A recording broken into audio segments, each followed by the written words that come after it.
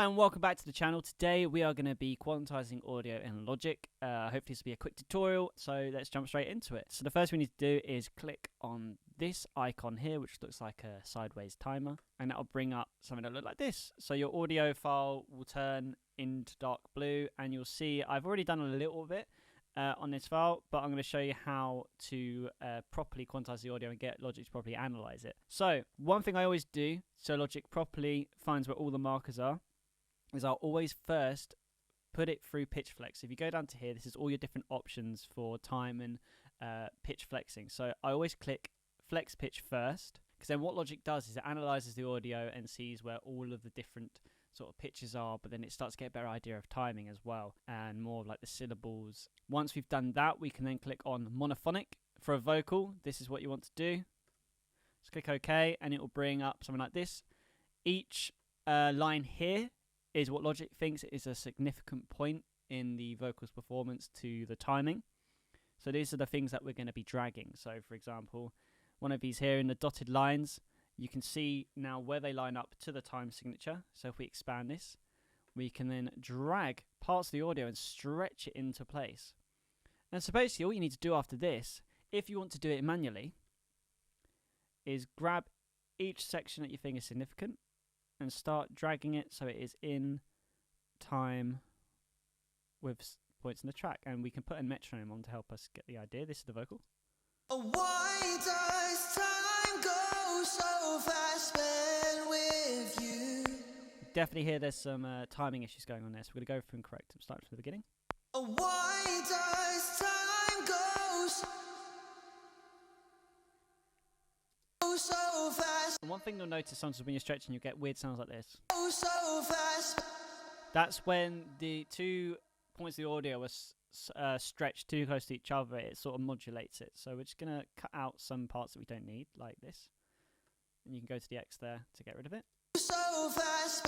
And that gets rid of it. So you go through the whole song, and that will clear it up. So that is how you quantize audio if you do it manually. How do you do it automatically, though? So let's just quickly undo what I did. Now, most people probably know how to quantize MIDI. You select it and there's a quantize button, you hit it. You don't have that for audio. What you do have, however, if you go up to the I here, you can still see there is a quantize option. So what we need to do is make sure that we have our audio track selected. Now you will have needed to have initiated the quantize on a certain track. So again, as I said, do that pitch flex first. Let Logic properly analyze the audio and then go on to monophonic for the audio file. And when you go to quantize now, it'll give you the option to quantize like you're quantizing MIDI, but it'll be with the audio. So let's see what happens when we quantize it to 1/16th note.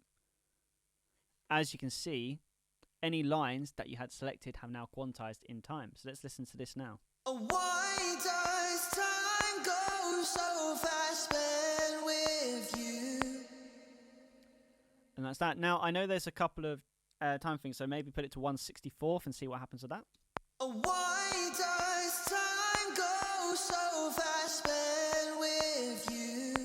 It didn't do exactly as that one. It's a little bit more destructive doing it this way, so there is going to be parts where it probably doesn't line up. So what you can do as a good starting point, if you want to save time when quantizing your audio, always like run it through the automatic quantize first, so then that gives you a starting point. So then that should decrease the amount of time that you spend on it. Now I did this on a vocal, but it also works on other instruments as well. I do it for guitar, especially electric guitar. If it's like staccato notes, that works really well for that.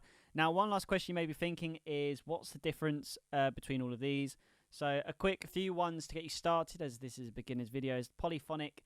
What I find this does is it kind of modulates the vocal a bit more, makes it sound like it's going through a chorus effect. It's Why does like that. time go so fast spent with you?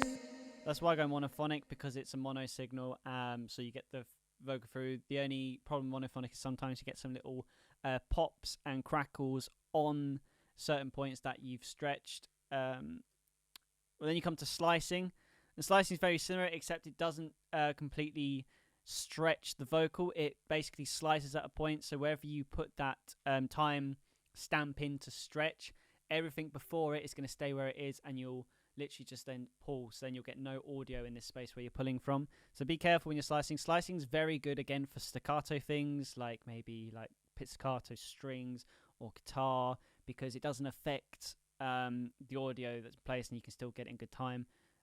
Rhythmic, again, that's something that's very well suited for stretching things like guitar chords and that, because it doesn't do that slicing effect, but it also doesn't modulate the sound at the same time.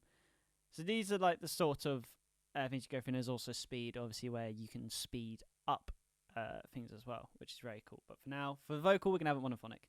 But yes, guys, this has been a beginner's look into quantizing audio. I hope this video helped you. If you want to see more videos like this, or can suggest any other videos or tutorials that you want me to make, please comment below, and I will be sure to answer and do future videos like that. I'm always looking for new content to do. And remember, guys, like and subscribe to see more content like this. I'm uploading videos every Monday, Wednesdays, and Fridays. So yeah, guys, thank you for watching, and I will see you in the next video.